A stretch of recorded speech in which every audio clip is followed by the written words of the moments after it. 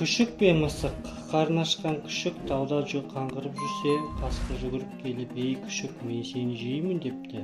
«Қой көкешім, қой, әуелі мені тойғыз, сонан соң жерсің» депті күшік қасқыр.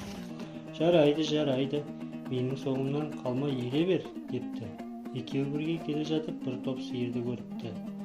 Қасқыр өзінің жолдасына қарап, «Маған қарашы, менің көздерім, құлақтарым, аузым, құйрығым қандай екен» депті.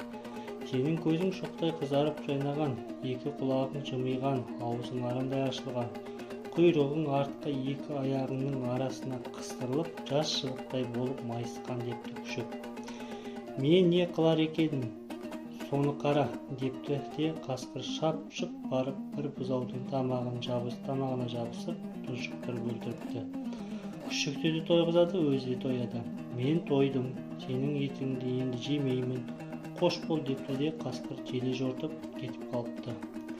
Күшік бұзаудың жемтігінің қасында қалып 3 күндей тегін етке тойып жатыпты.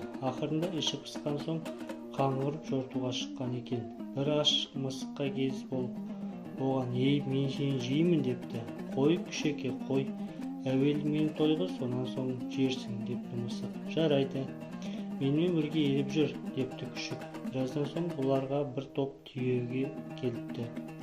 Күшік, мысық, «Маған қарашы, менің көздерім, құлақтарым, құйрығым қандай екен» депті. «Несін айтасың? Сенің көзің бозарып тұр, құлақтарың салпиып тұр, аузың аңқиып тұр, тілің салақтап, құйрығың салбаңдап тұр» депті мысық.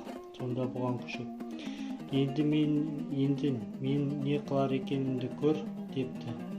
Күшік жүгіріп барып бір түйенің аяғын тістейін дегенде, түйе мұны дәлдеп тұрып, басқа теуіп қалыпты. Күшік сол арада сезбей қатыпты. Сонда мысық айтыпты, «Ей мақтаншақ, сен әліңе қарамай қиын іске қолыңды созасың, сенің етіңді мен жеймін» депті.